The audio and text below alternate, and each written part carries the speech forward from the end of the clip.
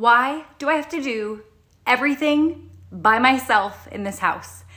Have you ever said that or thought that? I definitely have had moments, maybe grumbling, where I feel like I'm doing everything for everyone. Okay, what can we do, moms, to help ourselves and help our kids in the process so that that statement is not a true statement? I actually taught a few weeks ago in our marriage ministry about teaching our kids to be hard workers and to be independent, to do things on their own. Now, let me just say, for your sanity as a mom and for your children's benefit and for their good and for the good of your home, we need to be committed to taking the time to instruct our children on how to do things independently. I know some of this happens on their own. They just pick it up. Maybe they're really skilled at things, or, they do it alongside you and they get it. But there are a lot of things in life that we need to slow down. We need to explain. We need to show. We need to teach. We need to correct them as they do it. And we need to help them to learn to do some of the daily tasks they do all the time, but by themselves.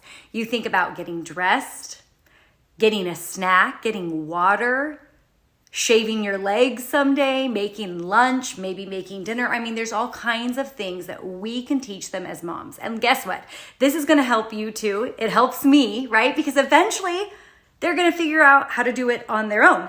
Once you've instructed them, whatever it is, they can now do it, and you can just send them to go get dressed. I can say to everyone in my household, everyone go get dressed, and they know what to do and how to do it and what I expect of them.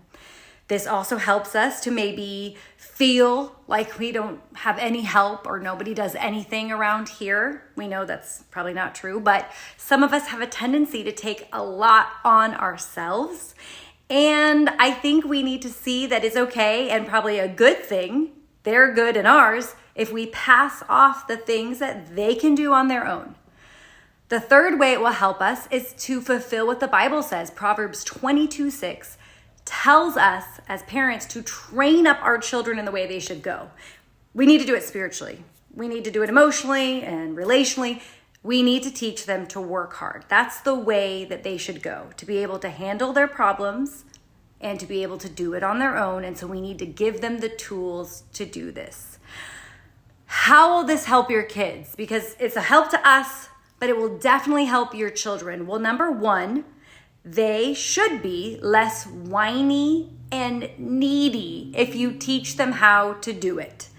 Now, it depends on the personality of the kid, but the idea is once they know how to put on their shoes, they can do it. And they shouldn't whine for you or ask you or say, mommy, now they can do it. Now, they might need a reminder. I have to say to my kids for sure, no, I've taught you how to do that. You need to do it on your own. That's what I expect.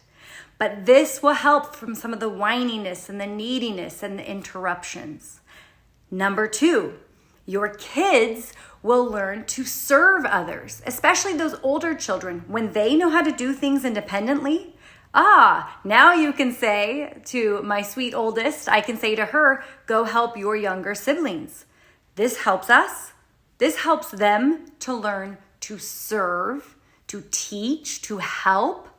All of that. I know it can create other problems, but it does teach our children to help others. It will also help our kids to be hard workers. I so want my kids to grow up, and when I send them off to college and when I send them out into the world to get married, to have a roommate, go into a job, I want them to learn to work hard, to figure out problems, to solve them, and to persevere. And if they just sit around in our homes and wait for us to do everything, they're not going to be people who solve the problems, who figure out solutions, who just get up and go and get it done, right? I want my kids to be people who get it done. They can get the work done. They don't need to wait around to be told they're hard workers. This will help our children as they grow up to be better in society, but better servants of others, better helpers in the home, better workers in their jobs if they're independent and can figure things out and can follow through and do them. So mom, what's your plan? Do you have one? Are you just teaching them as you see it or as you get interrupted? Oh, fine, I guess it's time.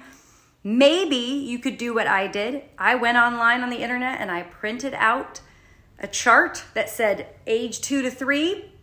Here's some things they should do, 4 and 5, whatever, all the age groups. And then I would look at that on my fridge and kind of, oh, I haven't taught them how to do that. Ooh, this would really help me.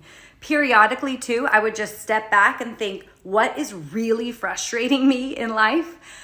Maybe it's because I haven't taught my kids to do XYZ, clean up their rooms correctly, or make their own snack. Ooh, that would really help me and help our day go smoothly if I taught them that. So sometimes you just need to step back and say, what's getting me frustrated?